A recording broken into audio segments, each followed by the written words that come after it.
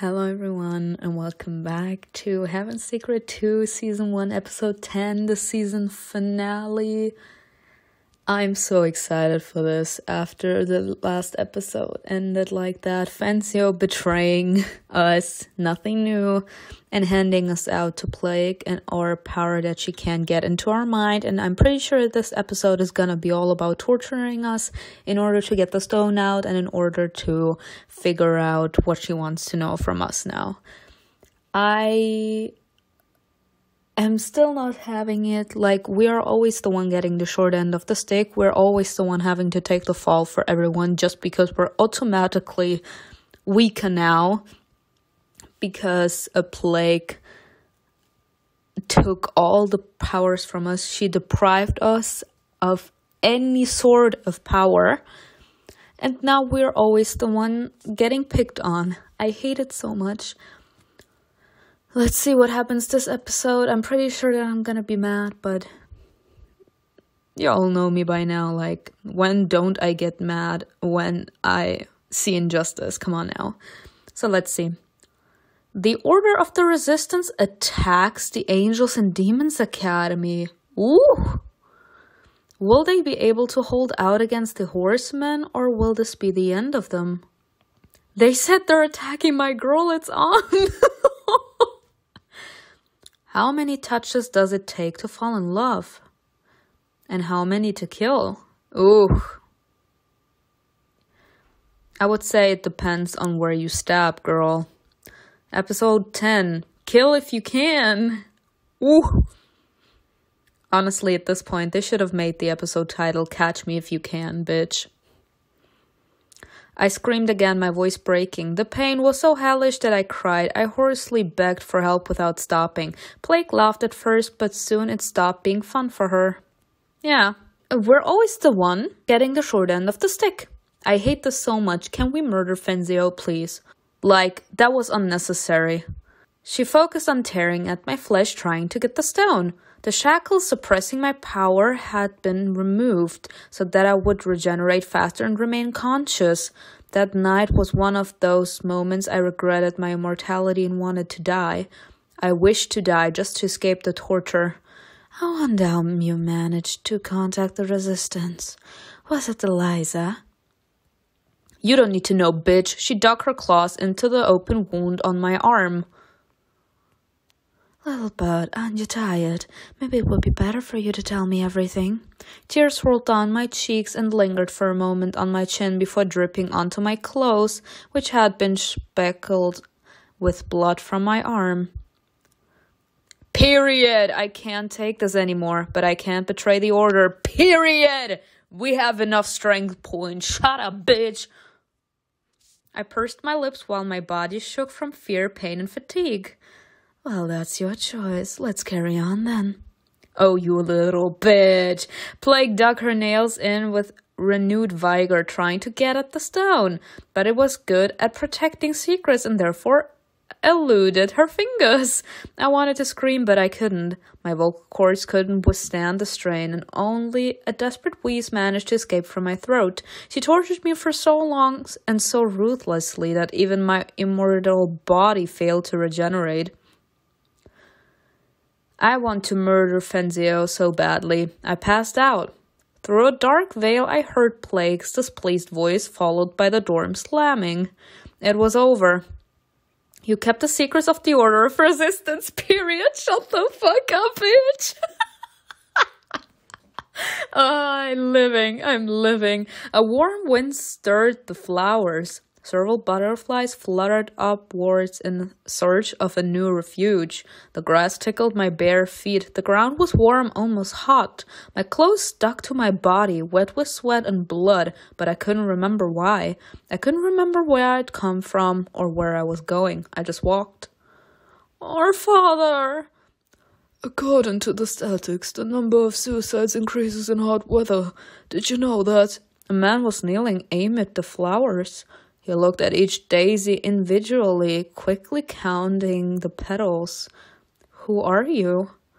The stranger smiled as if that was an amusing but expected question.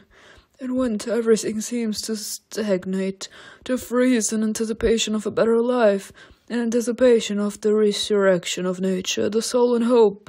You're waiting too. But when the warmth returns, that feeling will prove to be illusory. Hope always lives in the future, not in the present. Yikes. That though.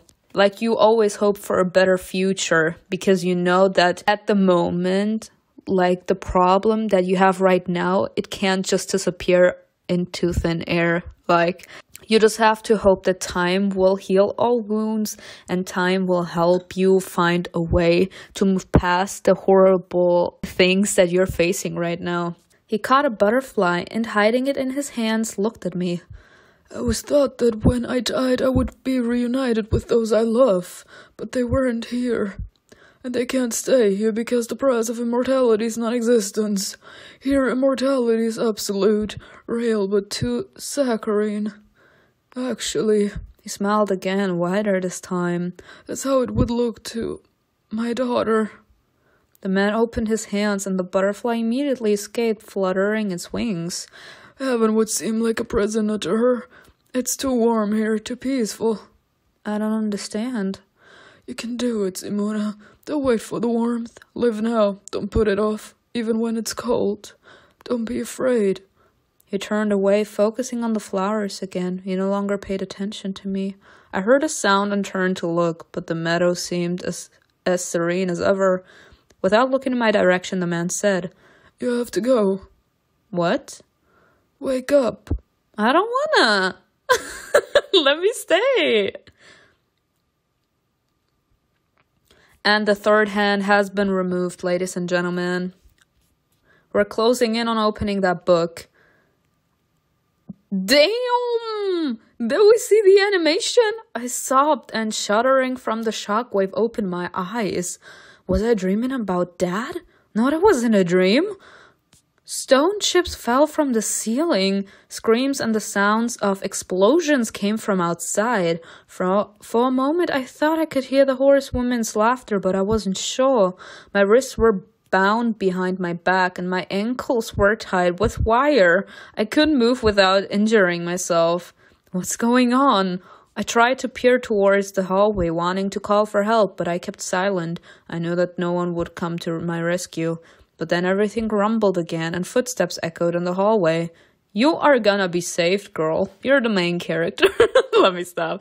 I shrank back in the chair, staring fearfully at the door. I didn't have the strength to fight. I could only wait. It was dark, and the identity of my guest was not revealed until a figure stepped out into the moonlight. Malbonte? A period! Oh my god! Oh my god! I'm so sorry. I'm so sorry. That's my crush on Malbonte. That's the crush on my soulmate. I'm so sorry. He hurried over and tore away my bounds in one swift motion. He ran his finger over the wounds. Can you walk? Does it look like I can walk? But it's not like you're gonna carry me. Give me a second. I had to lean on his arm to keep from falling, but my strength was gradually returning. I could feel it. The shackles were gone. Did you discover that part of your memory is locked away? No. No, honey. We were ratted out. Fancio ratted us out. You didn't tell her? A cruel smile played on his lips. Was he offended by my question? If he was, he didn't show it and only said, No. It was the Stone of Secrets. She was trying to get it out. I moved my arm so that he could see. For a moment his eyes widened as he glanced at the unhealed wound. Then he pressed his lips together so tightly that they turned white. He is not having it. That happens when you fall in love. He answered in an icy tone. He is so not having it. I see. Oh. He's ready to murder someone. And yes, Malbonte. Can't you heal this? Him? No. But I thought... Regeneration oneself and healing others are two different things. Darkness destroys, it doesn't heal. But you're not only a demon, sir. I can only do this. He touched my neck. His hand was cold like... Oh! Sorry. I just got backflashes from episode 3. Is he gonna give us a bit of his strength so that we can heal? Is he doing this? Malbonte, don't make me fall in love with you too much. I don't want to get dependent on you. His hand was cold, like his disposition, scalding with its cold-bloodedness. But at the same time, I felt a surge of warmth and strength. Malbonte! As if his touch invigorated me. I looked up at him and met his gaze. Only then did I notice how close we were standing. He looked at my lips and said quietly, without taking his hands off my neck, "I can only do this to you." "Why?" I asked quietly, as if we might be overheard. "I don't know. Maybe it's because you're my weasel." No, sir. No, sir. You want me healed. I swallowed hard and looked down at my hand again. The wound was almost healed. "The order is here."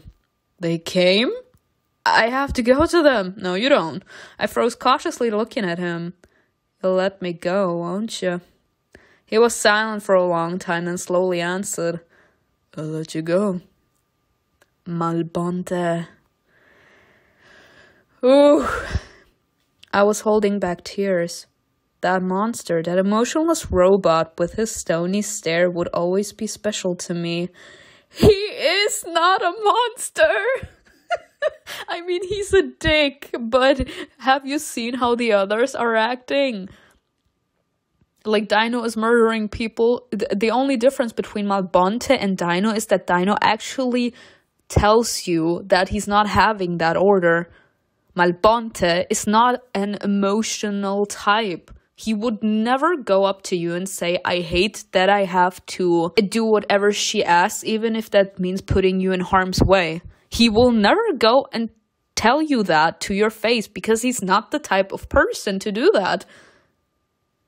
The only difference between Malbonte and Dino is that Dino is upfront with the fact that he can't stand it, and he actually cried when he had to carry out those horrible tasks. Malbonte is much more shielded. He shielded his heart, his emotions. He's literally a master of masking his suffering, his pain. He rarely lets you see what he's actually feeling, but that does not mean that he doesn't feel anything. He's not a monster. He just isn't the type of person to go up to you and say, "I hate having to hurt you like this, but I have to for the better good. Right now, I can't do anything but stand by that bitch's side for the future." As in, for future reference, right now I have to stand behind her, but that does not mean that I'm on her side. I'd once hated him with all my heart and cursed him for the grief he caused me. I'd avenged all the deaths and left him behind, secretly hoping that even non-existence wouldn't accept him. Damn, girl! But see, if the whole world had turned upside down, so why shouldn't I fall for someone I considered an enemy? I exhaled nervously. "Thank you, Malbonte." I would have called him Bond here, just to put it out there. I would have called him Bond, because in Season 3, for those who played the Malbonte version, for those who didn't, it's fine as well, I'm gonna say it now. He hates being called Bond. In the last episode, I think, you have a beautiful moment with him. You are making out, and then you accidentally call him Bond. And then you are scared about how he would react. But instead of being angry about the fact that you called him Bond because he doesn't like to be called Bond, he's like, maybe that isn't a bad name. As in, he grew fond of that name only for us. As in, we can call him Bond.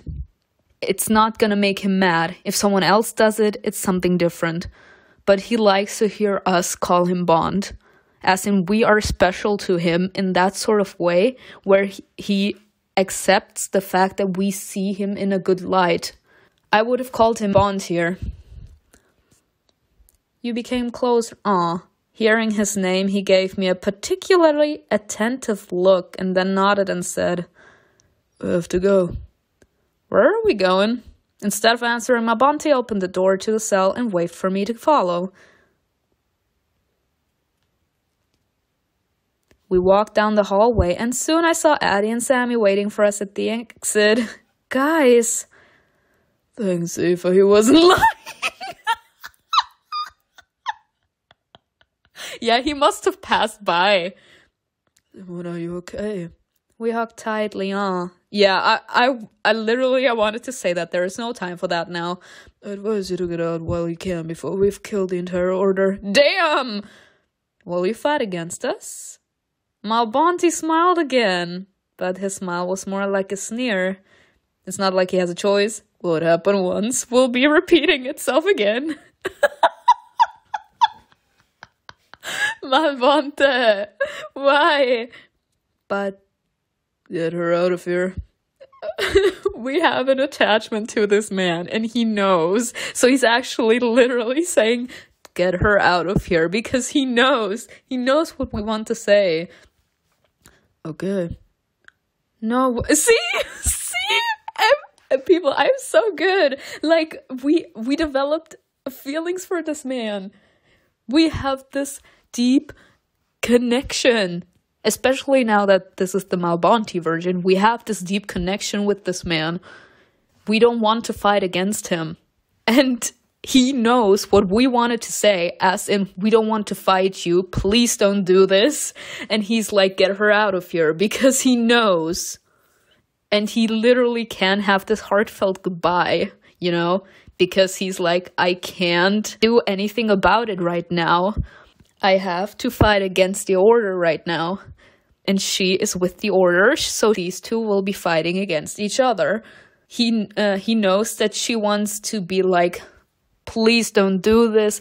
Please, let's fight together against the horsemen, etc. So he's like, please get her out of here. Because he knows. No, wait, Malbonte. But he had already disappeared down the hallway. No. See? Just because he helped us doesn't mean he's good, Simona. Yes and no, Addie. I mean, I always did say that I don't think he's evil.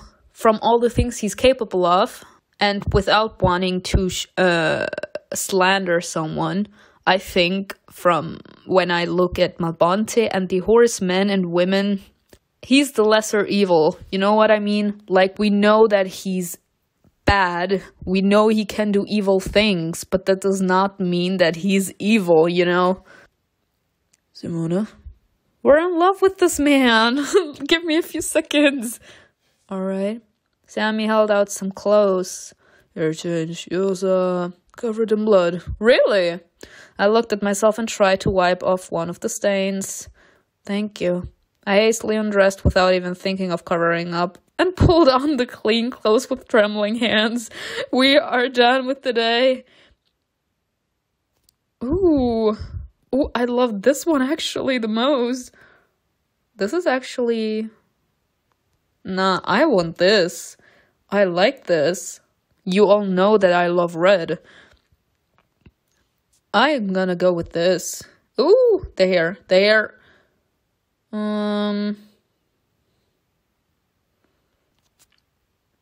I don't know. This or this. You know what? Let's go with the braids. You know I love braids.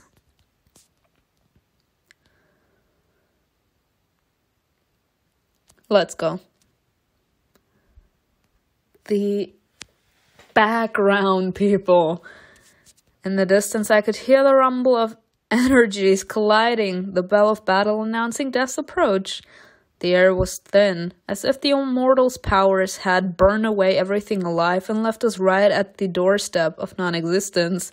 The guys wanted to run away from the distant flashes of light, but if those lights went out completely, we'd have no one left to run to. If the order fell, what would become of the remaining fighters? Would they lose hope? A female figure ran out of the darkness. I immediately knew who it was. My heart sank with fear for her. I was looking for you, Sif. I was so worried about you. We were almost killed by shrapnel after her cell was hit. but those are just little details. What's going on? The horsemen have a small army of their own. Have the horsemen killed anyone yet? I don't know. We need to surrender, bitch.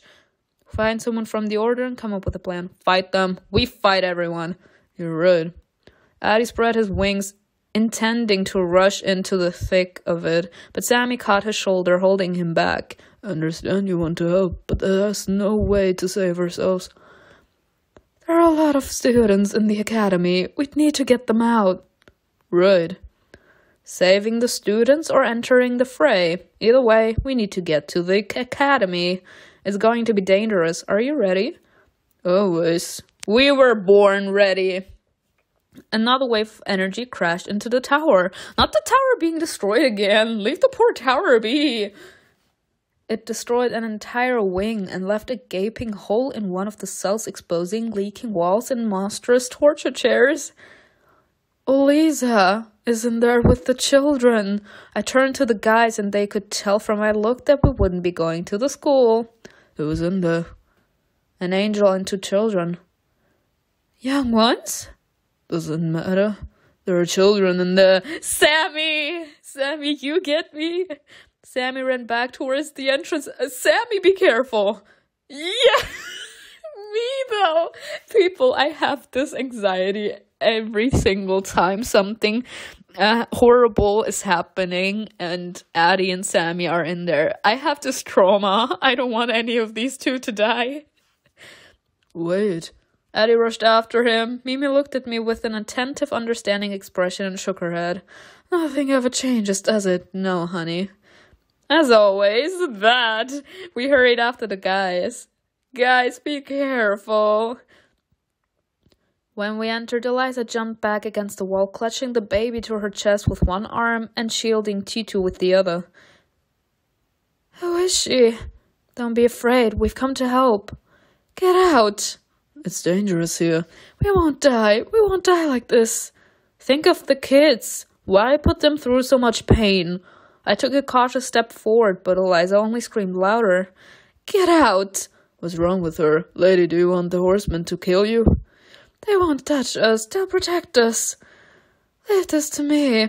Mimi walked straight towards Eliza, intending to influence her, but Titu stepped forward unexpectedly. A gray, swirling cloud of energy burst out of Tutu's hand and crashed into Mimi with enough force that she momentarily lost consciousness. Mimi? Oh, you little... Addie is a mood. I mean, I already said that. Addie struck the floor with his fist, sending a spider web of cracks across its surface. A large crack rapidly split the floor in 2 as it rushed towards Titu's feet. But the boy jumped back, retaliating with more and more gray clouds. Addie dodged the first 2, but couldn't avoid the third. Eliza, stop him! Get out! The horsemen need these kids, and it's dangerous here. Honestly, I would have left them there. Like, you can't save someone who doesn't want to be saved. Fine then. Let's just save the children. I must try to save them. When Titu moved to strike again, I rushed forward and managed to grab his wrist and turn his hand aside before the energy burst from it. The gray cloud crashed into the wall, leaving a crescent of cracks behind. I wouldn't be able to stop an adult. Sir, I don't understand what you're saying. Enough. We won't harm you. Tito turned to his mother as if seeking permission to kill me. I hurriedly addressed her. We won't leave. He might kill us. Do you really want your son to become a murderer? Tito and I are staying here. Oh, you little bitch. Sorry. If someone comes to me with that attitude, I wouldn't give a damn. Like, I would just leave you there. You cannot save someone that cannot be saved. As in, you can't help someone that doesn't want to be saved. She keeps on saying, yeah, we won't leave, we won't leave. Well, bitch, then stay here and die. Like, what can I do? I'm not risking my life for someone that doesn't want to be saved in the first place. At least give me the baby. He's completely helpless. Eliza adjusted the blanket to look at his face. The child slept as if the sounds of battle were a lullaby to him. Okay, you can take him. I was surprised by Eliza's decision, but didn't show it. I only held out my arms so that she could hand me the child. Now go away. Why do you have such faith in the horseman? Why won't you come with us? She furrowed her brows and said resentfully, Because your God betrayed me and there saved me. What does that mean? Plaster fell from the ceiling and the floor shook, ready to collapse at any moment. We need to go. I think I know what she meant, so I'm just gonna put it out here. Sifa was not having children between angels and demons. Her son is a half-breed. So he was all against that. And the horsemen, and especially Plague, they welcomed half-breeds with open arms. So she's like, I'm not leaving here because I know at least that she accepts us and she's gonna do everything she can to protect us, you know. As in, Sifa was all trying to get rid of them because he was scared of them or etc.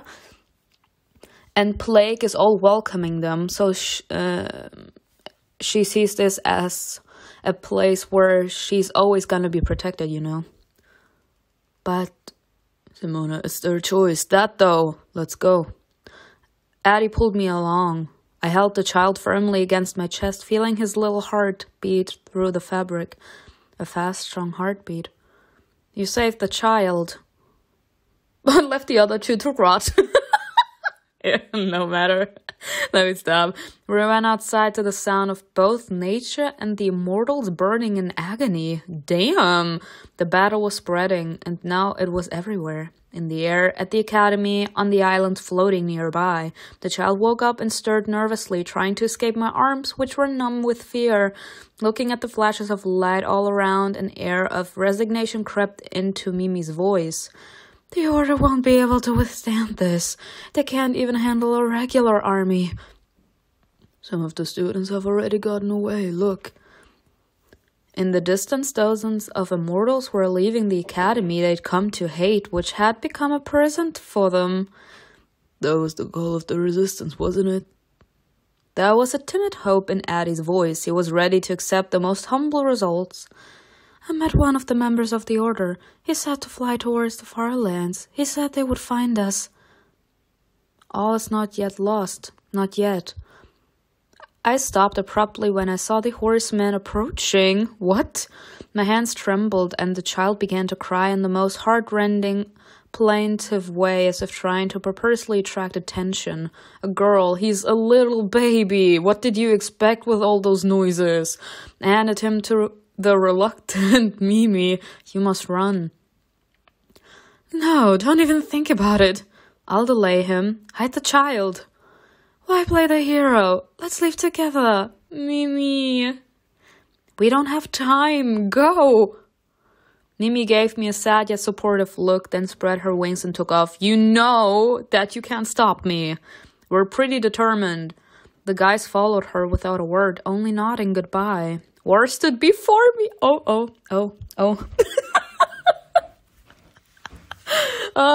And the other lover, the other soulmate of mine. War stood before me, formidable, filled with immortal hatred and ready to destroy. Have you come for the baby? No. You think you saved him, and maybe so, but we don't need him anymore. He did what was required of him. My brother will wake up soon. You won't kill him, though. Why would we need that? He took a step forward. What do you want?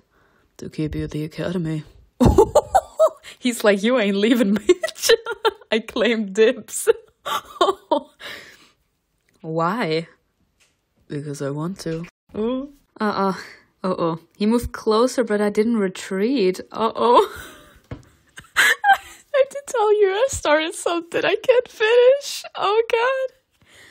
I allowed him to get as close as his burning heart desired. Uh-oh. His eyes widened, then abruptly narrowed. He looked at me, but I felt like he wasn't seeing me. What's wrong with you? You won't be going anywhere. Don't even think about it. Are we seeing his glowing eyes? I don't know about you guys, But for those who like have seen Lucifer, when he got mad or insanely possessive, I'd say, his eyes started to glow. Just like with Scott McCall in Teen Wolf. Like, you do not mess with them. And he's like, don't even think about it. You're not going anywhere. War grabbed my hands and squeezed hard, but without cruelty. Uh-oh. And again, his gaze seemed distant and unaware. It's because of his power. There's too much hatred around right now. He's growing angrier himself. Uh-oh. I don't know what to do. I don't know what to do. Be affectionate with him or be cold towards him. People, I told you I was gonna die. Right now, there is nothing romantic yet between me and Malbonte. But I have the feeling that I'm starting shit and it could end badly for me. But I'm gonna play every single route either way. So right now, we're not anything official yet. So I would say I can be affectionate towards him. And if not, I'm just going to replay the episode and I'll have this gem choice for the war version, which I'm going to play as soon as possible because I read in a comment that apparently Astaroth is going to be a love interest. So I started something with all three of them. So I have to be careful here, depending on what happens here. Oh, God. Well, we all know by now that I love to start drama, so be affectionate with him. I'm gonna die. I know I'm gonna die. I looked at him with all the tenderness I could muster, and then I tried to free myself from his grip, which he allowed me to do. I touched his cheek and whispered, "Don't make me hate you." His face. I don't want to hate you. War's eyes brightened. His gaze grew deeper. But before I could see the full range of his emotions, he kissed me. Well, shit. You see the difference here between Malbonte and War here?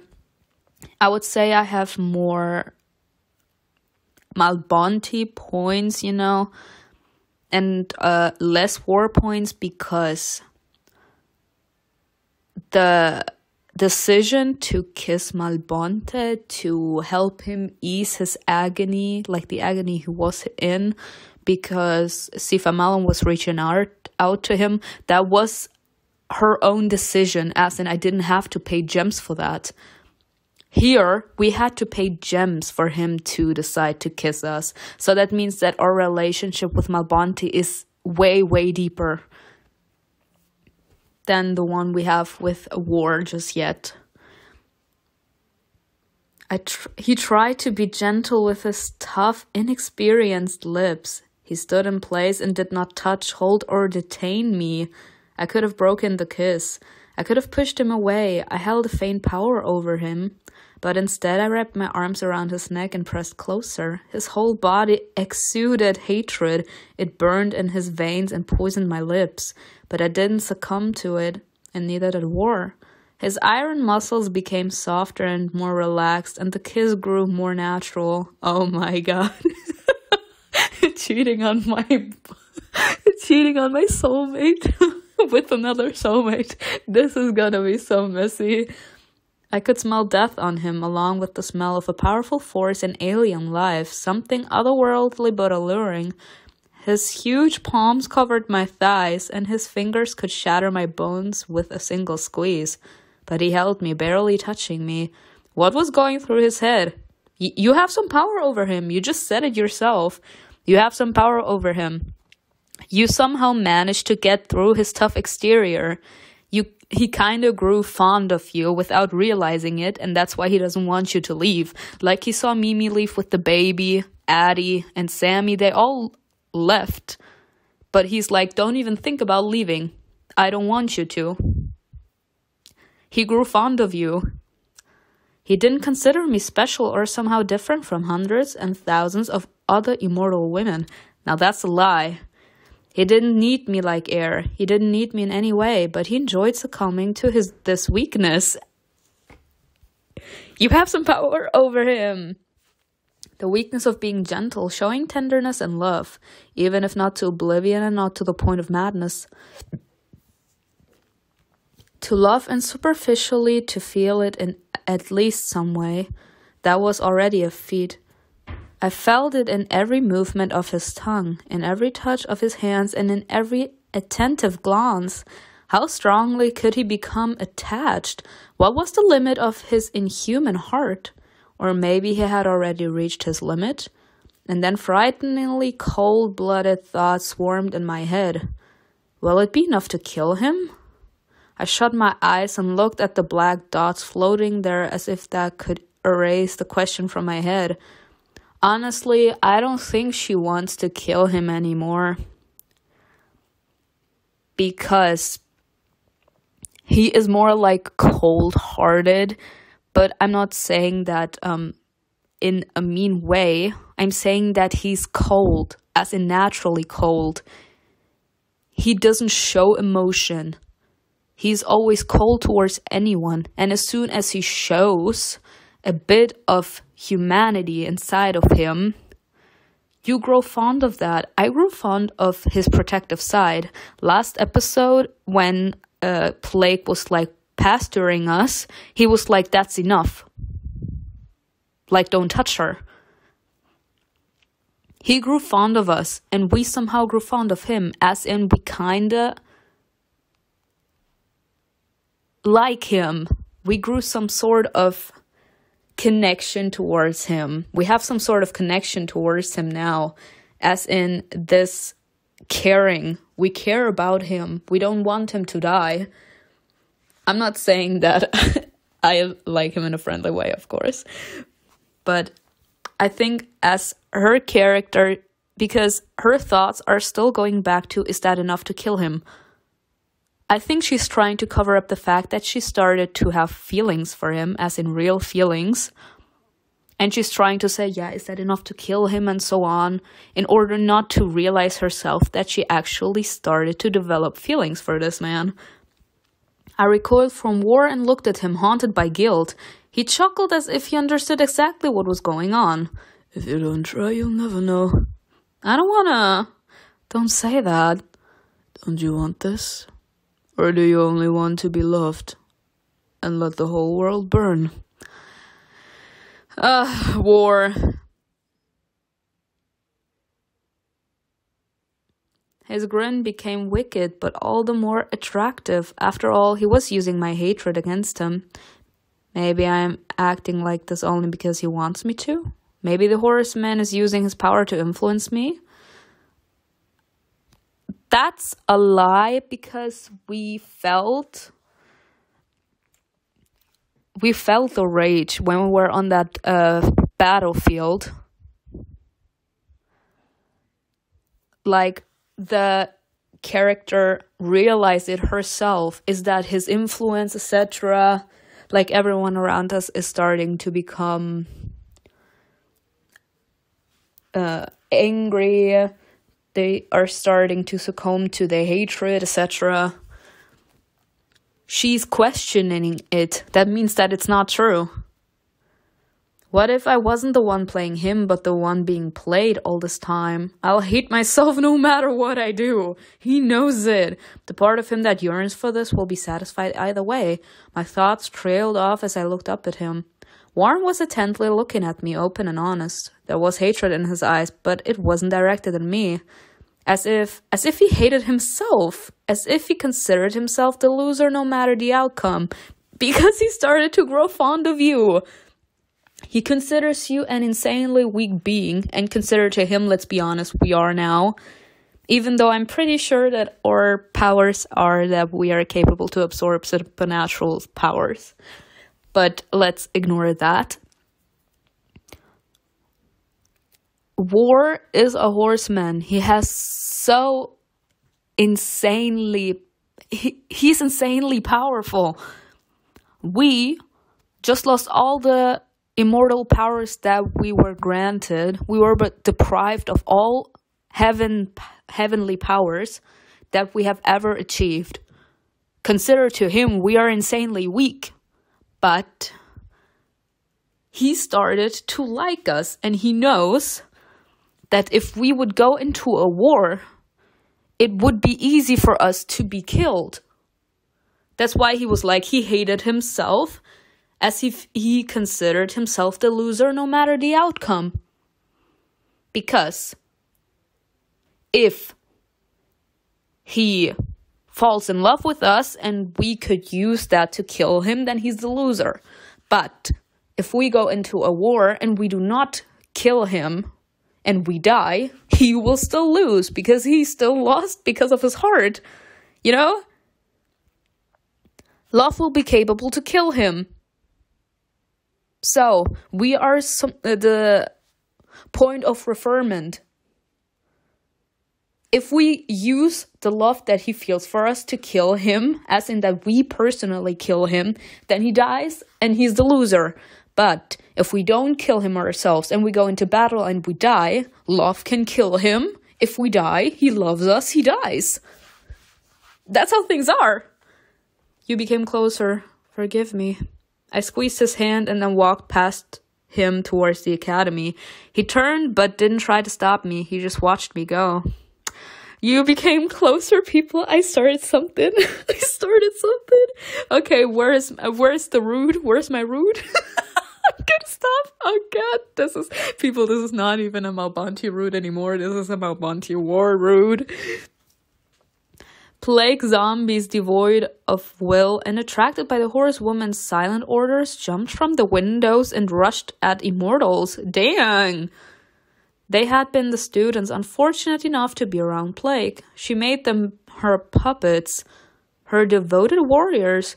Their disease-ridden mouths gnawed at their foe's flesh, their trembling wings barely keeping them aloof. But they didn't know fear or value their own lives, which made it dangerous to fight them.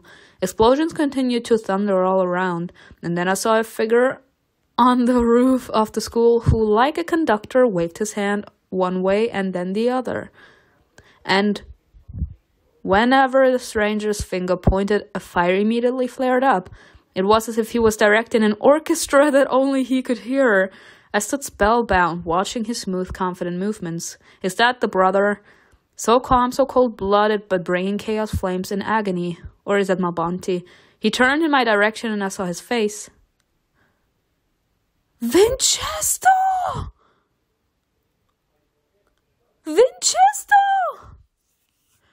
He was brought back too?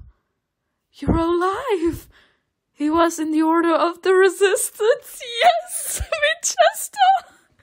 Of course. How could it be otherwise? Winchester saw me. He smiled, bowed respectfully, and continued to direct his destructive melody of fire.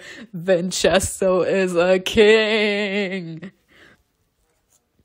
Winchester, I missed you so much. I was heartbroken when they murdered him in season 2. Seeing him filled me with calmness, strength. You are empowering me, sir. I can't screw this up. I want him to be proud of me. I have the feeling that he was like our second father, you know? Because he was like the only person, as in the only man in heaven that showed us kindness, like those powerful emotions.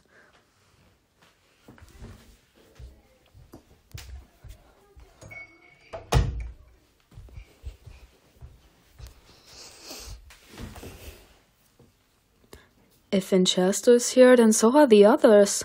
I began to look for familiar faces among dozens of others. Several times I was almost hit by a stream of energy, but managed to dodge away. I peered at the academy windows, noticing some movements there. Ooh! Aren't all the students out yet? Rebecca. Simona. Mom? She could only glance my way occasionally as she thought of Plague's puppets and other immortals who had sided with the horsemen. But every worried look she gave me was warmer than a hug and louder than any words. She's alive. I knew she was fine, but being sure is entirely different. Mom is in the order. Who would have doubted it? Help them, Simona. She paired a blow and quickly pointed at the building. Some of the students were still inside. All right. Okay, Mom. Okay, Mom. Okay, Mom. I do remember her being an insanely bitch, you know? As in that she didn't care who dies. It was a normal thing for her that people were gonna die in a war, and her being insanely cold-blooded, but perhaps it's because she had a chance to be with Winchester. So, let me stop, people. Let me stop. I'm just gonna say that I'm surprised that she was like, go in and help them. Okay. I ducked as a ball of red energy flew past me. Lucifer! Let me stop. Some demon was aiming at me. Bitch! But a member of the order pushed him away in time. I love you. I can't fight. I need to be careful and fast. I considered flying to one of the windows, but in the air, I'd be an obvious target for strikes from both the ground and the sky. I had to creep and run, constantly changing direction. People, if someone is gonna catch me before I get inside and it's Malbonte, I'm gonna cry. And I don't know if I'm gonna cry out of sadness or out of happiness, you know. Finally, I reached the doors and threw them open, almost tumbling head over heels into the hall. Damn! But the background, people. Please tell me what you think of the new background, because if I'm playing both, like Heaven's Secret and Heaven's Secret 2 at the same time. So I see the changes immediately. You tell me which one do you think is best? Do you think that the new backgrounds are a glow up? Because I think they are. They are beautifully designed. The main hall was unrecognizable. The staircase was destroyed and the frescoes crumbled as the walls cracked. Stones, beams, and metal bars were strewn everywhere. Several students lay under the rumble unconscious. I ran up and began working to free them, shifting the debris aside stone by stone. Several other immortals noticed what I was doing and began to help me. It sped up the process considerably. Once we finished, I told them to carry the wounded and fly away to anywhere they thought was safe. I ran on, encountering frightened children on my way. Oh no, my poor child! My poor children! Don't worry, you're gonna be fine. I took them to the hall and passed them along to adult immortals in order to save as many students as possible. As I escorted another child towards the exit, an affectionate but demanding shout rang out. Eliza! Simona, where is Mimi? Eliza? It was uncomfortable. I still didn't know exactly how much I was to blame for Mammon's death, or if it had been a part of their plan. She's safe with Addie and Sammy. We saved the child. I asked him to take him away. Eliza breathed a sigh of relief. Good, that's good. Eliza came closer, grabbed my hand, and peered into my eyes, said, Now get out of here, too. The horsemen need you. We can't let them take you. But why do they need me? Why do they need me? I keep on saying, we have the power to take supernatural powers. It has to be like that. If they all keep on saying that we're so, that we don't have any powers, then that does not make any sense. But why would they need me? They're looking for half-breeds, but not all of them suit their purposes. You have the blood of Malbonte, strongest of the half-breeds. They need you and Rebecca. She pushed me towards the exit. Now go. You've done enough for someone who can't defend herself. It's kind of rude, but that's the biggest compliment you could give someone. Because sadly, it hurts, but it's the truth. We can't defend ourselves. We have no power anymore. And within all of those powerful beings that are capable to shoot energy out of their hands, we are nothing. The fact that we're capable to help someone, as in save people's lives, without being capable to defend ourselves, that says a lot about us and about our strong will and character. Eliza squeezed my hands tighter in a sort of goodbye before running back to help the others.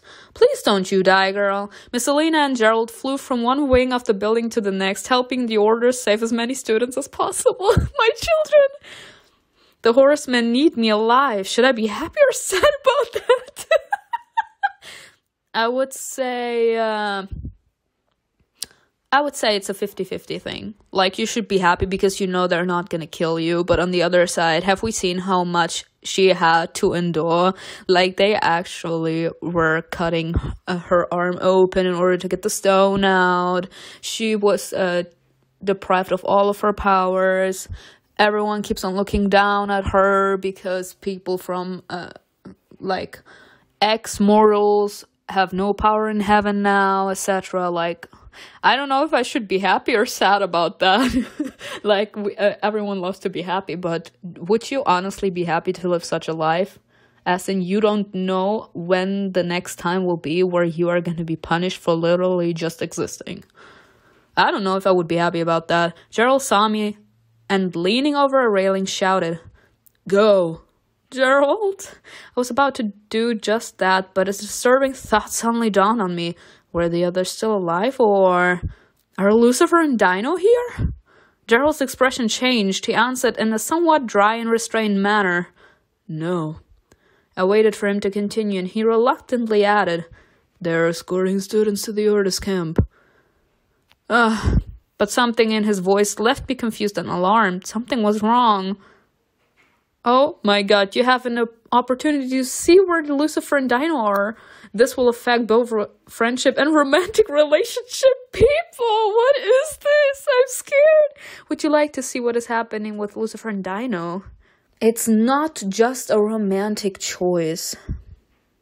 So I would have to be like, okay, let me see it, right? Let's see what's happening with Lucifer and Dino.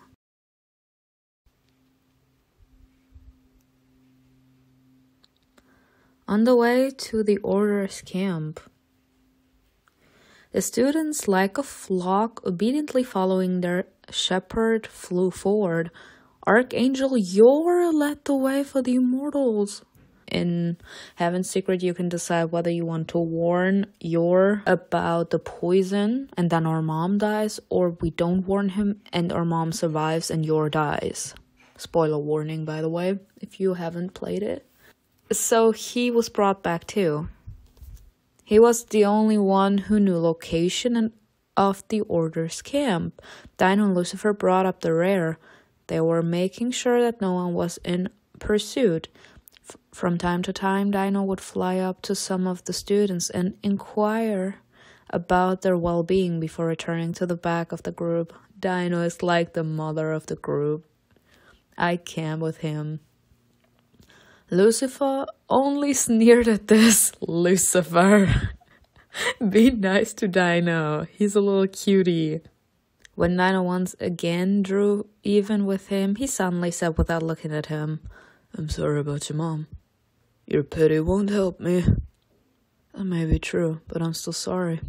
Dino. Dino's the purest soul. He is so pure. He reminds me of Killian from Kali Call of Darkness. He's just literally always there for everyone.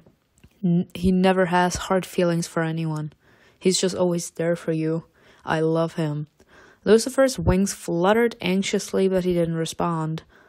"Someone is coming." The Archangel turned, raising his hand in a silent command to stop, and steadily flapped his wings as he watched the approaching figures. Lucifer prepared to attack, but Dino held him back by the wrist. "Do you not recognize the energy of your own childhood friend?" Me. Lucifer slowly lowered his fist. But not him saying of your childhood friend. Let them become friends again. I love their relationship. And in Heaven's Secret, with the last battle, if you don't have Mimi version, Mimi dies in front of you. And as soon as Lucifer sees it, he gets so mad that he starts fighting Malbonte. Like, that was a scene where you could see how much he cares about others and how much he loves Mimi. I want that relationship back. They were so cute. That relationship was so cute and pure between these two. Like, they actually appreciated each other. Lucifer slowly lowered his fist. Mimi? Look at his shocked face! We've been looking for you for so long. One of the members of the Order told us how to find you. Sammy and Addie were flying behind her. They were looking for someone in the crowd of survivors. Me. Me. Yeah, Simona's not here, ladies and gentlemen. Where is Simona? Mimi's eyes widen in concern. She is not here. She's still at the back. She's still at the field. She's not with you. She is not. What happened? I'm sorry, people, I can't. I love this. I love the concern that they have for each other. I love them all so much. What happened? Mimi unwrapped part of the improvised baby sling across her chest. It was constructed from a tightly knotted sheet that was slung over her shoulder. Simona told us to rescue him. A baby's pitiful sob could be heard. Whose child is this? How should we know? We don't know. For some reason, the horsemen need him. Yor flew closer, pushed aside the edge of the sheet, and looked down on the baby in an unemotional, almost arrogant way. Fine, you'll fight with us. What about Simona? You can't go back for her. You know her location. God, a hell, Angel. Period. Oh, period. We love it. Mimi wanted to go back for her, but Lucifer's words changed her mind. She won't be harmed, and your return would endanger everyone else. And what am I supposed to do? Survive and wait. The way Lucifer trusts us so much. Either that or he trusts so much in the thought that the horsemen and women need us that he's like, yeah, don't worry, she's gonna be just fine. Mimi, Addie, and Sammy continued on with the rescued group. Halfway through, Lucifer stopped suddenly and said in a menacing voice, Enough, I can go further. Ooh, Lucifer. I love Lucifer. He's like, yeah, I can't go further. I have to know that she's safe. I really did start something, ladies and gentlemen. I started a really heavy relationship with Lucifer. I'm pretty sure that if I wouldn't have had such a close relationship with him, he would have just continued to fly. I'm not sure. I mean, he's a very good person. Perhaps he still would have returned, but I'm just gonna think that it's because of the close relationship that I have with him. Some of you will have to sacrifice yourselves and go back to the school with me. Mimi is on board. And if you're lucky, the horseman won't kill you. What are you talking about? The students' faces became alarmed again. Salvation seemed so close, but everything was once again crumbling to pieces. Lucifer's palm flashed with a warning flame. If none of you will come willingly... Sir! The fire quickly engulfed some immortals who fell with hellish cries. Sir! No. Dino lashed out at Lucifer. Lucifer, this is not the way. If you are willing to go back and sacrifice your life for that, then it's fine. But you can't force people to do it too. This is their lives. Their immortal lives. A lot of people are not willing to spend their immortal lives enslaved to someone else. Or being under someone else's thumb. This is their way of saving themselves. If you can't live with the thought that someone you love has been left behind while this insane war is going on, then that's on you. But you can't force someone else to risk their lives in order for their freedom for perhaps someone that they don't even know. It's their choice. Their fight set the calm sky on fire again. No, ladies and gentlemen, this is not the way. We're in the middle of a war. Yor stopped the students from falling and using his rare power of levitation raised them back up. Ooh, Yor! Their bodies were no longer on fire, but they had burns all over. Lucifer, this is not the way. Mimi, along with everyone else, watched it all with undisguised horror and confusion. Enough. Dino stopped and, breathing heavily, stared at the Archangel. He killed them. I had no intention to kill Lucifer. As soon as Lucifer loves someone, he gets insanely impulsive and acts without thinking. That's why I'm saying that this is probably because I have a high, like a very close, intimate relationship with him, and that's why he's acting out like this. Sir, this is not the way. Please don't. What? Dino? They'll wake up. This is the price we have to pay. Are we at an auction? What are you talking about? Lucifer straightened his clothes, which were disheveled from Dino's attack, and said, Blake sent me to attack you and bring back any survivors. I need to return with at least something to show. You're taking this too far. This won't save your mother. It's not up to you. The Archangel squeezed Dino's shoulder and sympathetically said, If not for Lucifer, she would have sent someone else, and then we wouldn't have been able to save as many immortals as we have. It's 2 lives to save 200. That. Dino only dropped his arm powerlessly. Dino, there's no other way. So Plague, of course, like, she's not stupid. She felt that this war was gonna be used so that as many immortals could be saved as possible, as in run away from under her thumb. And she was like, you go in and save them. But that was not the case, Lucifer. You could have just told them. I mean, honestly, who would willingly want to go back to her? But still, you don't have to hurt immortals in order to, like, say that it has to be done. Keeping your saintly self, Angel, while people like me do all the dirty work.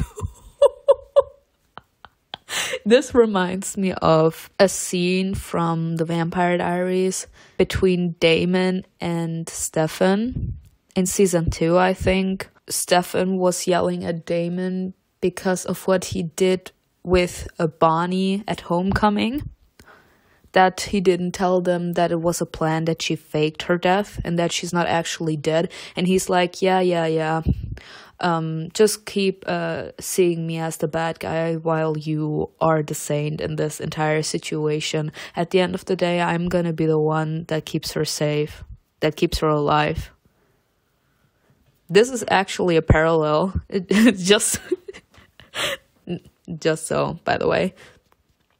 Lucifer threw the lifeless bodies over his shoulders and slowly flew back.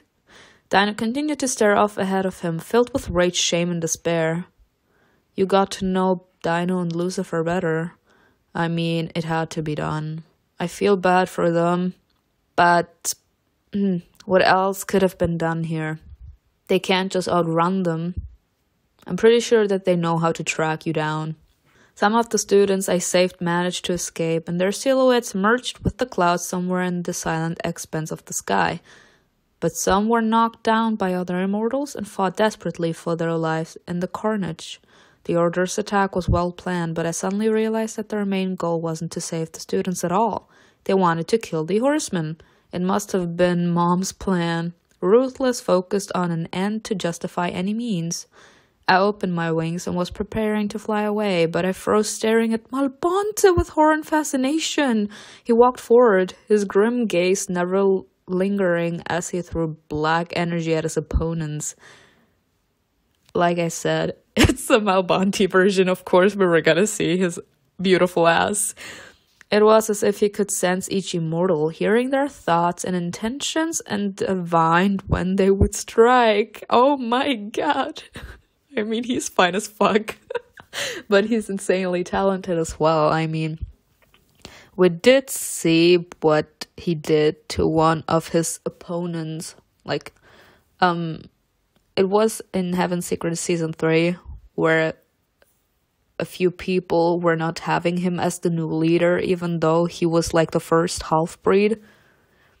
And he was like, why would we follow you? And he beat him almost to death. Or I think he actually flared him up.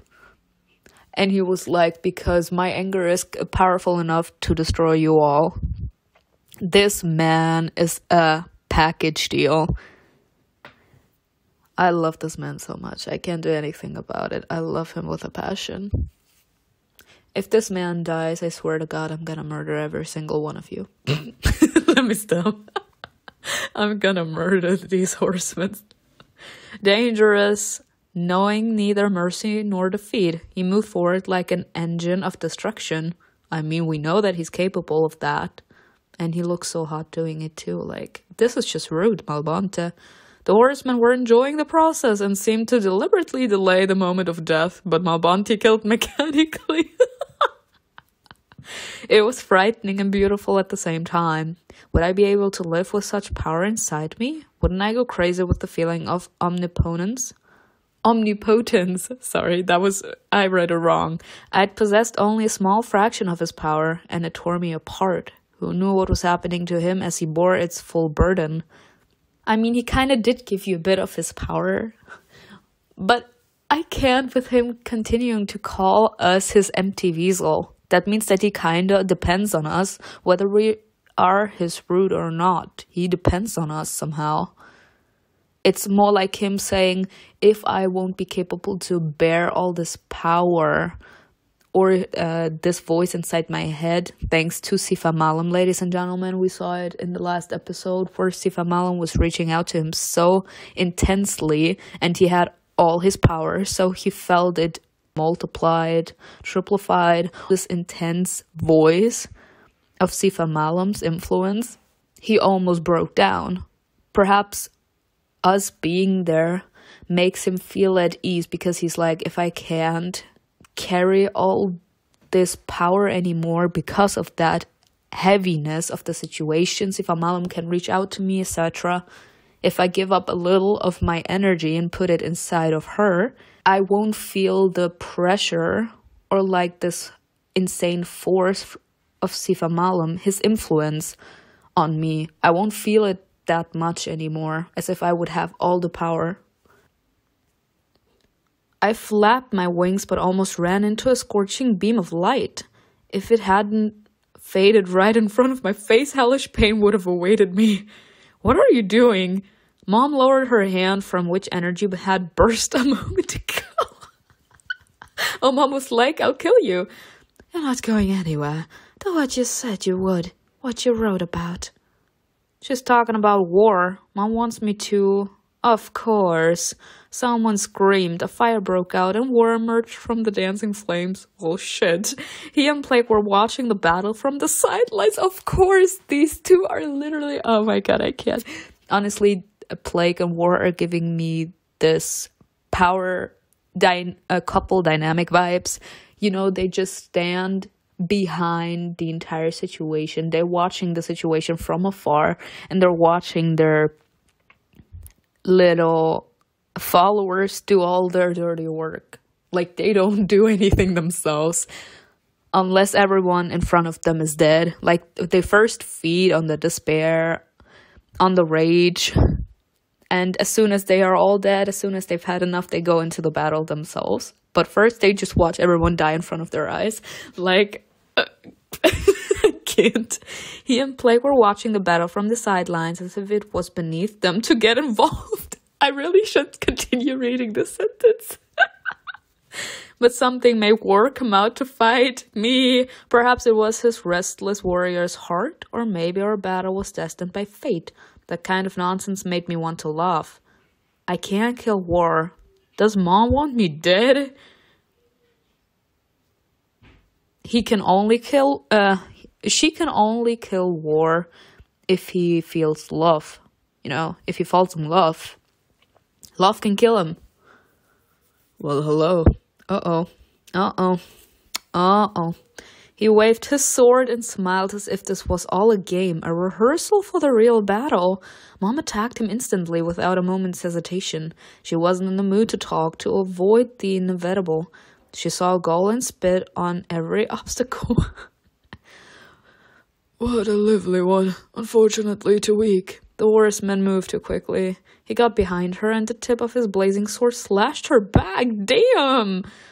War wasn't fighting seriously. It seemed he wanted to provoke Mom and make her burn with rage before delivering the final blow. He feeds on rage. Although she was weak in the horseman's eyes, Mom was still a worthy opponent, or so it seemed to me, so foolishly impressed by the abilities she possessed without borrowing any power from Malbonte. Mom turned around and released a flash of light, but it dissipated as it met his sword. Yet she continued her offensive, fending off attacks at the same time, until War suddenly stopped and failed to deflect one of her strikes. The energy burned part of his face, but the burn disappeared instantly. His regeneration was hundreds of times faster than any immortal. Come out, I know you are. What? I know you are here? Is he talking to me? He suddenly burst into laughter, looking around. Yes, I'm pretty sure he's looking. Who is he asking for? Is he asking for me? Oh, look! Up there in the sky. Okay, I'm gonna stop. He directed his shout at a seemingly empty stretch of sky, but Aragon flew out from behind the tower. Then we see him die in a backflash. He was rapidly approaching, wings pressed to his back, like an arrow aimed at a target, and that target was the horseman. Let's go, Aragon! I knew you were still alive. Didn't I say that was the one that died in a flashback? When Aragon got close enough, he unleashed a burst of energy at War. A raven's cawing followed. Aragon abruptly changed directions, avoiding the horseman's swift sword, which flickered like a ghost. How interesting. Does your raven predict the future? Not only that. Another lunge. Rebecca joined too. Their attacks came from all sides, but War managed to parry each blow. This must be so insane to watch. Even when something suddenly exploded next to him, he managed to dodge it. Who are you? Winchester! We haven't met yet, horseman. Winchester! Show him what you can do, sweetheart. Show him what you can do. Winchester raised his hand and flexed his fingers, summoning more flashes of flame. Whirl laughed again, rushed into the sky, and suddenly transformed into something terrible. He became taller and bulkier. Yeah, his other form.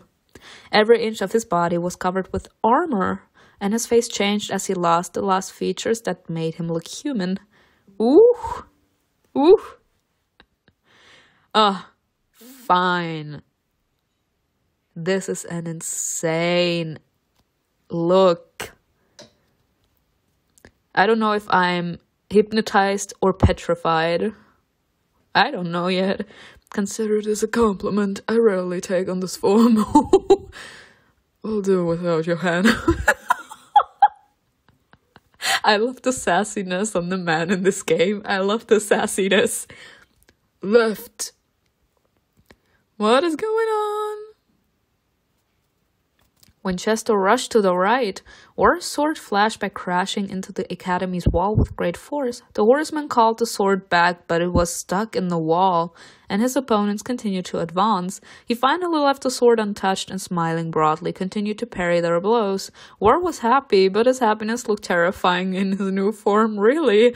At the same time, Mom, Aragon, and Winchester began to look grimmier and more agitated. They became so angry that their rage clouded their minds. Yeah, and he's feeding off that rage.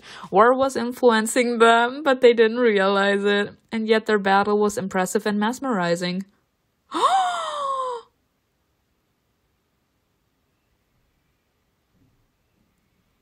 you seeing what I'm seeing?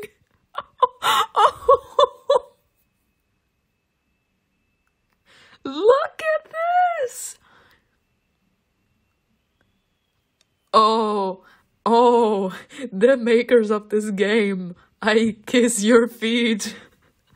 I kiss your feet. Look at this. Look at this. Oh my god.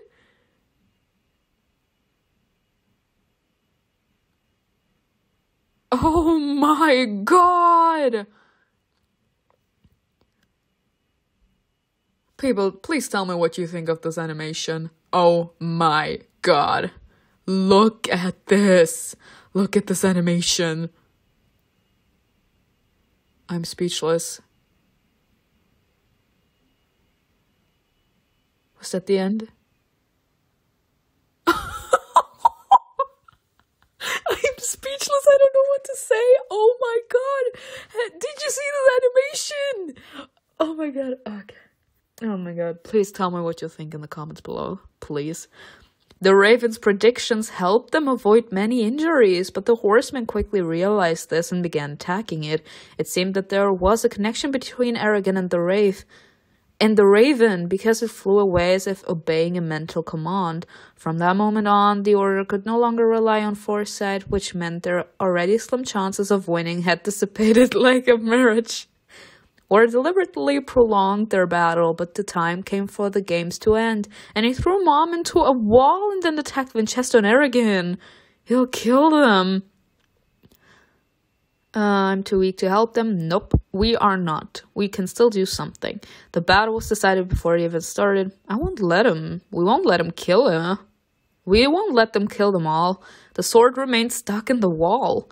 I didn't know what I was going to do. Certainly not challenge the horseman, but maybe get his attention? Yes. To my horror, I noticed Plague descending from the sky while I was running towards the academy. She seemed to float through the air like some kind of deity who'd come either to save the world or destroy it. We know it's the second one with her. Although it was already clear to everyone which outcome was realistic, yeah. Her body was covered with a sticky layer of gore, and her gaze was unsettlingly cheerful. Ooh, did she take on her second form? How many mortals had she killed? Blood ran down her legs and elbows and stained her face. A short, repetitive laugh escaped from her chest, like an engine that refused to start. Ooh, ooh. Their immortal... Like, their different forms are insane. And they are insanely impressive, might I add. I staggered in horror and then rushed for the academy with renewed vigor. I needed to take the sword. I needed it to stop them, at least for a moment. And who knew, maybe in the meantime a savior would appear. Pathetic immortals, even killing you is boring. Why do you kill them then? I try to fight, but you only fill us with strength. Her voice was all encompassing, as if it merged with my thoughts and took the place of my inner voice. It got into my head. Blake looked at her brother, who was still for a moment. He squeezed Winchester's throat and smiled, but that smile was somehow kind and completely out of place. Kill him already. I can't, he's so angry. He has something to lose and he doesn't want to die. I'm tired. Wrap it up. Are you bossing me around? This is a fight between siblings. Blake's lips curled as if she knew she couldn't, and that War was acting according to his own desires and motives. And he humored her because she was the younger, weaker one. And it pissed her off. Don't we all know that? It's like she started something she can't finish. I mean, I relate to you, Plague. It was like she came into the Citadel demanding it all to belong to her, and she's the youngest sibling, I would think. I don't know. And then all of a sudden, all of her brothers like come down and they start to demand her. They are like, no, I'm commanding you. I'm commanding you to do whatever I want. Not the other way around. You don't boss me around. I can. Warren laughed and responded affectionately, which angered the horsewoman even more. As he says, not talk. Oh my god, War. His route is coming, I'm telling you. His route is coming.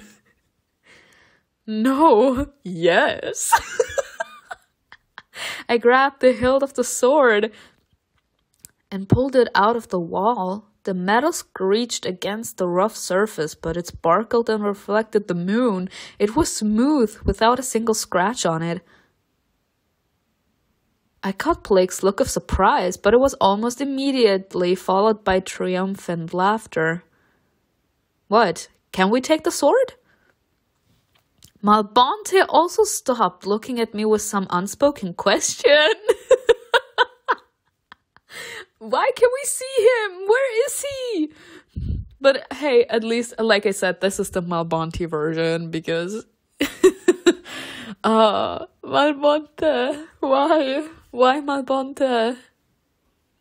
And only Wara looked not surprised but rather doomed. The providence that was divined many years ago had finally come to pass. How unexpected, brother. Is there something you want to tell me?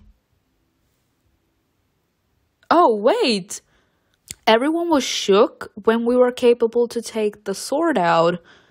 Is it possible that the sword is way too powerful for us to wield? As in, we're only capable to hold the sword if we are powerful enough to kill him? Do you know what I mean? Like, you can't carry that sword if you can't kill him. Is that something like this? Because she's like, is there something you want to tell me? She said that only love can kill him. If he doesn't love you, or if there is no love there, I would think that we couldn't get the sword out of the wall. As in, we couldn't carry it, we couldn't wield it. Plague looked pleased and disgustingly delighted. Is it possible that I'm right? You can't wield that sword if you don't have the power to kill him.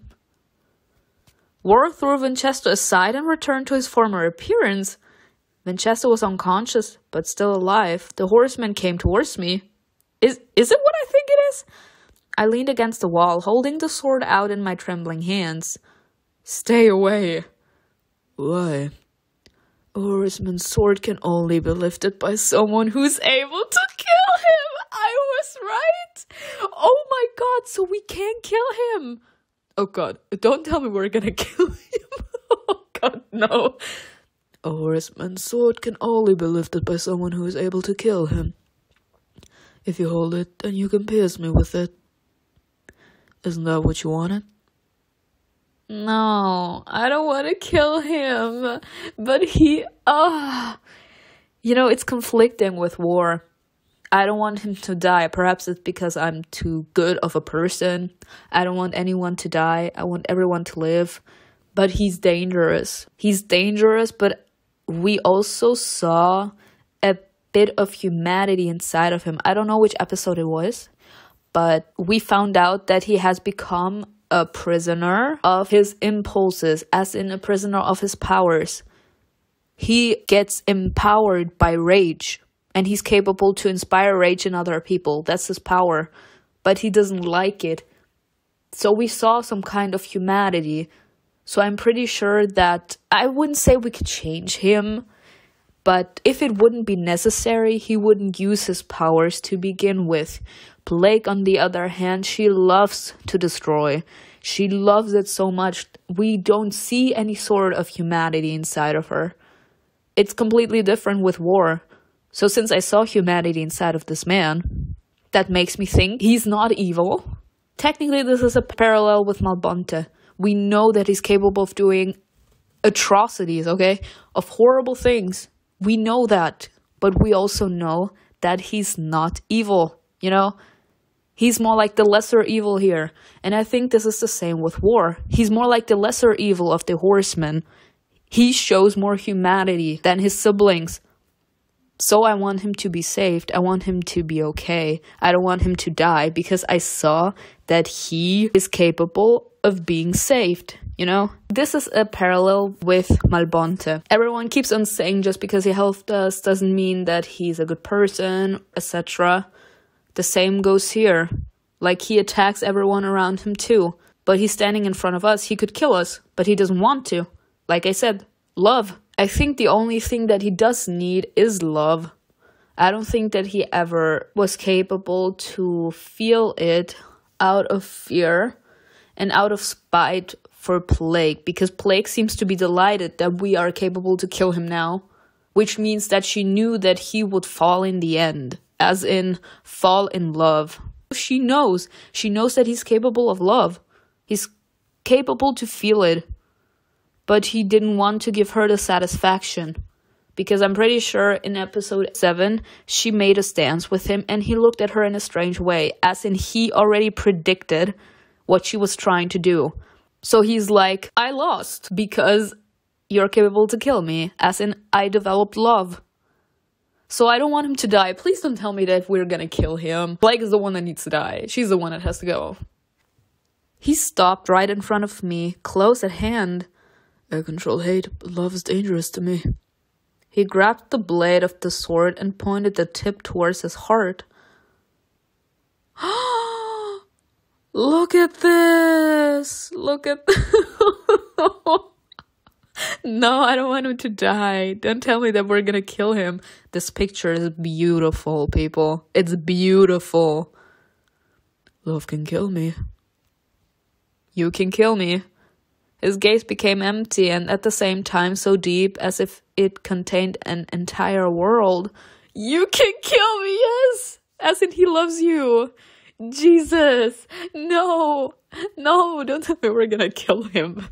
If we're gonna kill him, I swear to God. Why are you doing this? Doing what? You're mocking me. My sweaty hands were trembling and I tightened my grip on the tilt of the sword. I'm not mocking you. I'm giving you a choice. Plague and I have just begun. The more horsemen that come, the more destruction we will bring. This is your chance to weaken us. Why did Blake tell me? He smiled, took a step forward, and the tip of the sword cut into his flesh. I shuddered, barely stepping back, but it was enough that the blade was no longer in his chest. War laughed. Because she's stupid. You love her. Stop! Stop! War! Oh, people! No, Blake has to go. As in, she also knew. She knew that he loved her, but I don't know, perhaps she couldn't kill him? She couldn't kill him. Because we're like, you love her. And this is more like him saying this in a painful manner. Because we're like, why did you tell me? And he's like, because she's stupid. As in, this is him saying it painfully. She's stupid. Because she could have killed me a long time ago. Because I do love her. No war! No war! Please, no! No! Please don't tell me we're gonna kill him. I swear to God. It seemed to me that I wasn't capable of this. But if you're holding a sword in your hands, it means that I love her too. War! She thinks she hates me. That is true. But she also loved me, since she didn't kill me herself. See? She knew! War! She didn't dare to. War grabbed my finger, squeezing the hilt, and I felt rage and uncontrollable aggression. You're stalling for time. He leaned a little closer and whispered, Let's get this over with. I'm sick of it all. My eyelids fluttered as I looked up at him with tearful eyes. What should I do? Kill him! Don't kill what, bitch! This is a choice. I'm gonna get yelled at in the comment section if I kill him. No, let me stop. I'm gonna stop. Who would kill him? Who would kill him? Honestly, who would kill him? Don't kill him. No, I'm not gonna kill you. Forget it. War searched for answers in my eyes, but could only see a veil of despair that was blinding me. I didn't want to kill him. Oh, see if what was I supposed to do? Kill the sister. Kill the sister. He let go of my hands and froze, but tensely, not knowing what I'd do. I wanted to try to make him fall in love with me, even though I knew it was almost impossible, and that Blake might have tricked me. He knew what I was doing, and if he loved me, it was only to the extent that his heart was able to love. That though! Oh my God. Though, like, imagine this thing. He knew that we were trying to make him fall in love with us in order to kill him. And he still fell for us. Because if we're capable to kill him, it means that he loves us. He loves us. So He fell in love with us, even though he knew that we were planning to make him fall in love with us so only that we could kill him. What does that say about his heart, ladies and gentlemen? He is one of the purest people there. He actually does. He loves with his entire heart. How could I murder him? How? Tell me how. I want to murder the sister. I want to murder Blake. He does not deserve to die. No. The fact that no, it doesn't matter if it's too much or too little. All that matters is that I don't want him to die. I don't want him to die, no. The fact that he still fell in love with us. If he doesn't love you, you can't kill him. So he still opened up to us. He grew fond of us. And he didn't kill us. As in, he was like, I'm not gonna kill you because I love you. I can't kill you. Please do me a favor and kill me. I want it to end. As in this insane torture of not falling in love, I would think. Love is dangerous to him, but he wants to experience love. He feels love. Blake is toying with that, but he loves her. And he fell in love with us too, as in he loves us too. How could I kill him? He loves Blake, and he learned to love us too. Even though he knows that love could kill him, he still fell in love. He still loved. He still loves. Do you even know what that means? The extent of love that this man must have inside of him? He knows that love is the only thing that is dangerous to him. He knows that it could kill him, yet he still loves. How could I kill this man? I don't want to. War values your choice. I don't want him to die, no. This man deserves to live. I released my grip and the sword fell to the ground with a thud. I'm not gonna kill him. Forget it. Leave. This picture is beautiful, though. This is gonna be a thumbnail. War didn't move. He just looked at me surprised and confused. I don't want you to die. Forget it. You're not gonna die. Only then did I notice that Mom, Arrogant, and Winchester had come to their senses. That they, along with Blake, Malbonte, and almost all of the Immortals were looking at us. Everyone was looking at us, hoping that we would kill War. Bitch, kill Blake over there. No, but everyone, even Malbonte. Oh, shit. Oh, shit. As if they were in a stupor. Yes, Blake. Mad? Blake darted at me, bitch! A madness burned in her eyes as they devoured me. Is she mad that we didn't kill him because she can't? She can't kill him. Or she doesn't want to kill him. She didn't dare to. And she's mad that we didn't kill him. Huh? Oh, yeah, he loves us. Yeah, forget it, girl. He's not gonna let you kill us. No. He grabbed Blake by the throat when she was only an inch away from me. Bitch, what you want? Sister, are you so angry with her because she tried to kill me or because she didn't? War is asking the right questions. Why are you mad at her? Why are you mad at her? Blake screamed as she stared into her brother's eyes. She screamed from the hate that he filled her with to the very brim.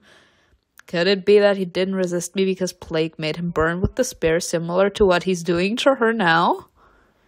Should we hope that the horsemen will destroy each other? We need her. War continued to hold Blake by the throat, and she didn't try to resist. Then he slowly let go, picked up his sword, and stepped back. Do you think she's safe just because we need her? No, I don't think so. Oh my god, look at War's eyes. He's not ready to play. Right, you're incapable of truly caring. That's what you think. Blake approached me with a defiant smile. She breathed in as if sniffing a perfume. The horsewoman grimaced. You're too calm. Did I not play with you enough? You feel little despair, and Blake has no power over you, period. To strength, period. Apparently. She grabbed me by the neck and looked into my eyes with mocking glee, as if she knew that eventually the whole world would be at her feet. Don't try it with me, bitch. I am way more powerful. Blake was too engrossed in her performance, and then my mother suddenly shouted, "No!" Huh? Aragon whistled briefly, and the white raven appeared in the sky again. In his claws, the raven held a knife, which he released as he flew over his master. Aragon caught it and rushed towards Blake. She'd barely managed to turn around when Aragon plunged the knife, soaked in the blood of his sea dragon, into her stomach. It all happened in a split second. War didn't even flinch and didn't bother to help his sister. I felt my mother's hand closing around my wrist. We soared into the sky. War didn't even look at Blake. He was watching us flee. At least one horseman is dead. Are you sure about that? But as soon as Mom said that, Blake's hysterical laughter rang out that. She took the knife out of her stomach, licked her blood off the blade, and threw it at her feet. Ooh. It didn't work? The horsewoman turned to us, raised her head to the sky, and shouted, "Little bird, did you really think I was that easy to kill?" "No, but I wish you would be easy to kill." "I deliberately gave you a false clue. I wanted the order to fall into my hands.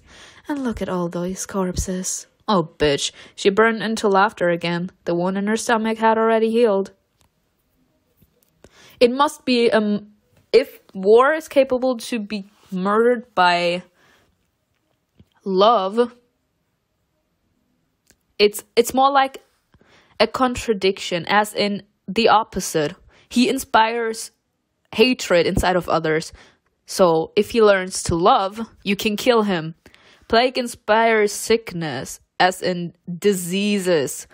Is this gonna be some sort of opposite as well? As in, if she learns to heal, if we can help her heal, she's capable to be murdered. That's gonna be interesting. From the expression on War's face, I realized that he'd known all along. Plague rushed towards Aragon, but his raven was with him. He narrow dodged her blow, then took a stone from his pocket and pointed it towards the sky. A blue beam pierced the cloud, summoning a portal. Ooh! Plague almost reached Aragon, but at the last moment, War grabbed her hand. "Don't kill him. This immortal has potential. There's a lot of hatred in him." They should have murdered Plague. Sorry. The horsewoman nervously shrugged her shoulders. "Malbonte, don't let them get away." Winchester opened another portal. "Let's go." Mom pulled me along. I turned around. "Malbonte! My baby!" Malbonte grabbed my leg and threw me down.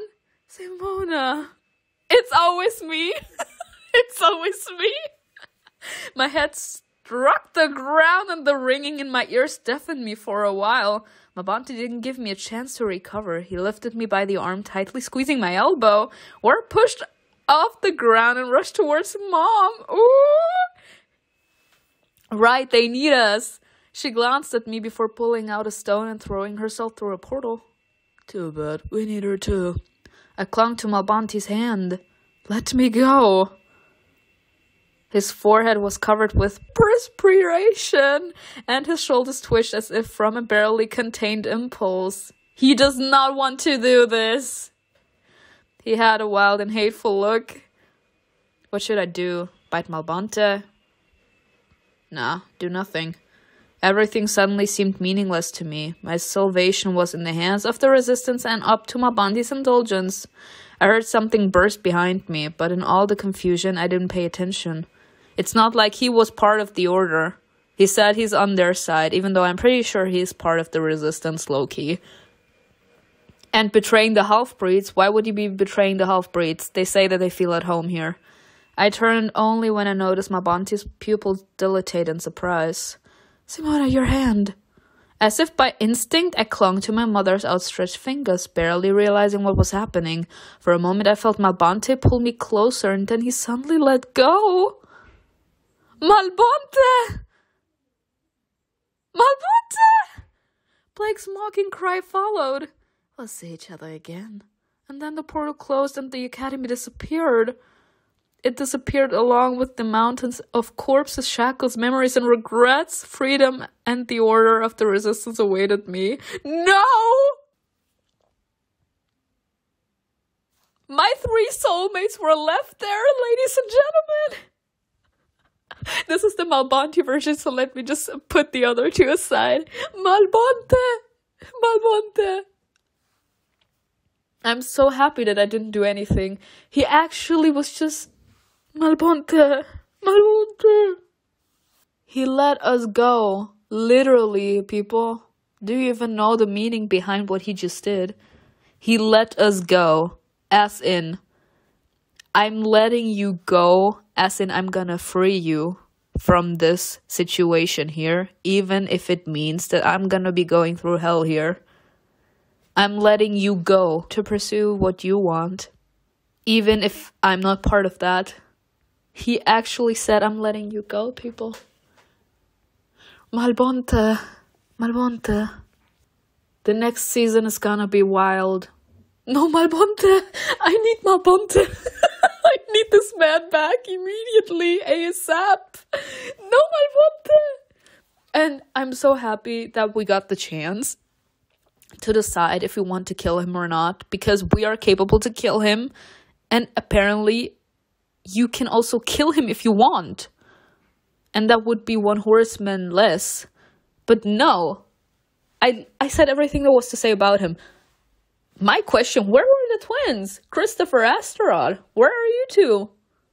Did you also leave with the Order of Resistance? I don't think so, because they were like, we're happy here, we're her loyal subjects, so what is this? My 3 soulmates were abandoned at that school under Plague's thumb, ladies and gentlemen. I don't know how to feel about this. No, but oh, Malbonte.